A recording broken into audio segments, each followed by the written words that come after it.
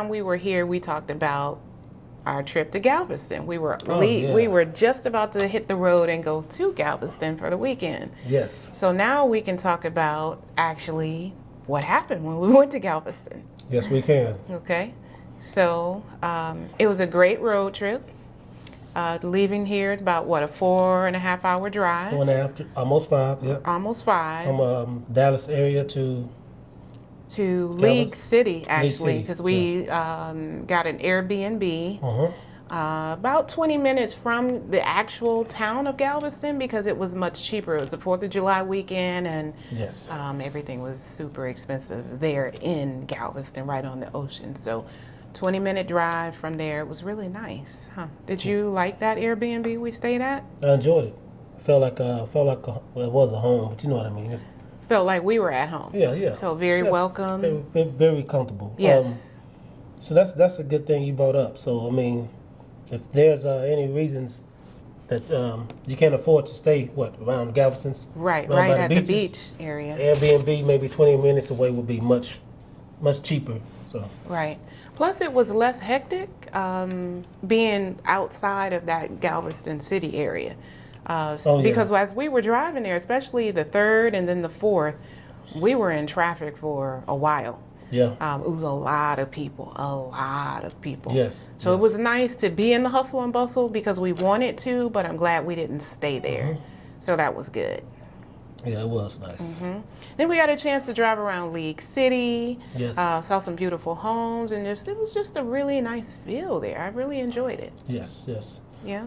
So You too, huh? yeah. What about the beaches there? Okay. So the beaches, we had talked about it not being, it's not San Pedro, Belize. No, it's not. Not Belize. It's not Belize. But once we got there, I had the same feeling. I love the ocean. I love the water. Yes. The energy around that area, the people, that was all cool. The beaches I thought were pretty clean.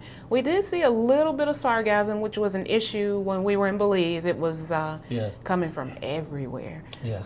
To all Caribbean areas. Except for Secret Beach, Except for Secret Beach. That was which is kind of weird, but strangely clean. yes. Strangely.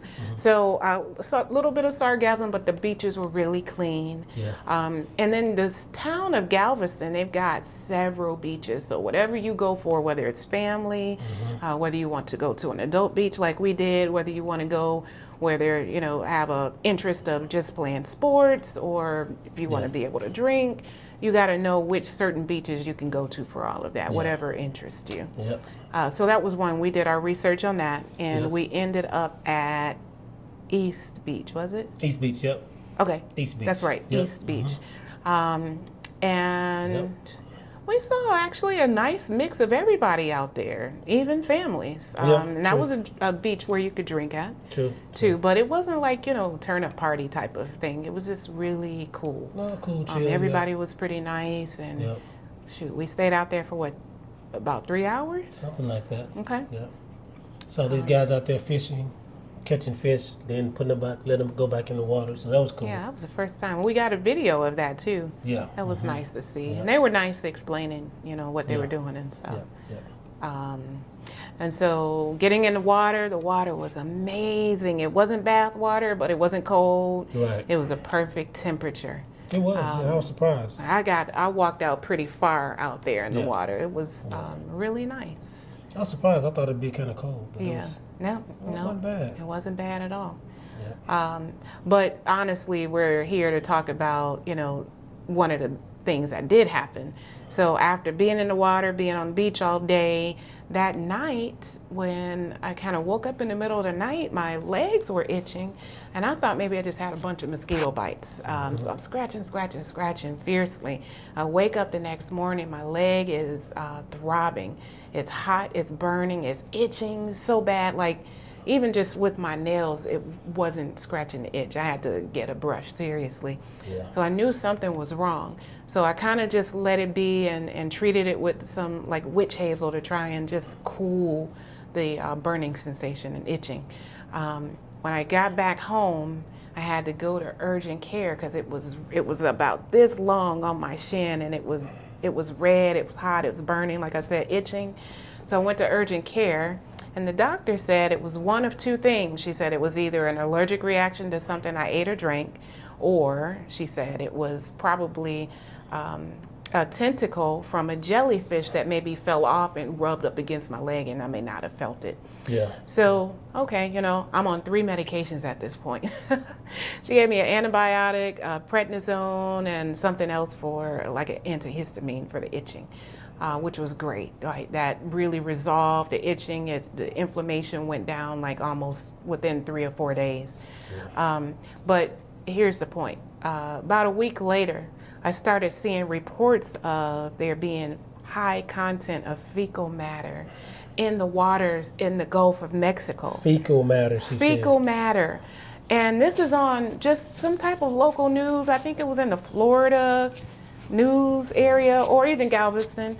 And it's just a fluke that it was in my YouTube feed. It wasn't a channel that I follow or anything. I hadn't even done any videos on that YouTube channel that would have prompted for that to be in my general search area. So, or general feed area. So I listened to that and I'm like, wow, if there's a high content of fecal matter and you got all these people with their children, families there, somebody needs to make some type of alert and let people know that's dangerous, right? We're swimming in this water. A lot of people are ingesting it. Come on, that's just disgusting. It is. So then last week, again, general feed on YouTube, a story comes up of a man who was he was only not even 10 minutes from the beach that we were at. He left that beach with a flesh-eating bacteria, almost took his life. It was so bad that once he got to the hospital, he had big blisters on his legs and stuff, and I won't go into any graphic details because it was pretty graphic, the video itself. Yeah. But the doctors told him it's a flesh-eating bacteria and you got 2 options. You either amputate your leg now or you die. That's crazy. Exactly. Wow. He obviously picked take the leg, I don't care. Fortunately, the doctors were able to do something once they got him into surgery to save it. They had to cut away a lot of flesh and, a little bit of excess area and tissue to make sure that anything that was infected was just out. And that stopped the bacteria from eating more of its flesh.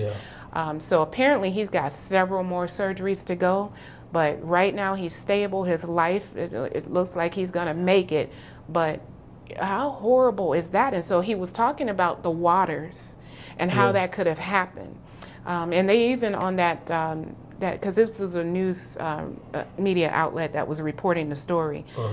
They had a doctor who said, you have to be careful, obviously, if you have diabetes or any open cuts or wounds, don't go in the water because salty water, it breeds bacteria. I've never heard that before, and I've been in many oceans. I'm not saying it's not true, I just never knew that. So I guess basically it's something we need to know. But, what? Go ahead. I thought salt, isn't most oceans and salt? Oceans are salt water, yeah. But I don't know. I have this thing, it's not a bias, it's just that when we were in Belize, the water was so crystal clear and blue. And then in the Galveston, the Gulf of Mexico area, that water was a definite different color. Sort of like your shirt here. And so I don't know. I don't know if it's just as clean or maybe that's just my own idea because the water in Belize was so blue and clear. In other areas we've been, but it's kind of scary to think just those 2 incidents. This isn't something that's reported widely, but it's so dangerous. Why wouldn't they put some type of some type of huge alert out there to let and warn people? You've got, again, children, families that go to, and we talked to several people while we were there who lived in the area and said this is their pastime on the weekends, this is family time. To me, it's really dangerous if you're doing that, you're going there and you just don't know about these dangers. So I thought this was important enough for us to talk about.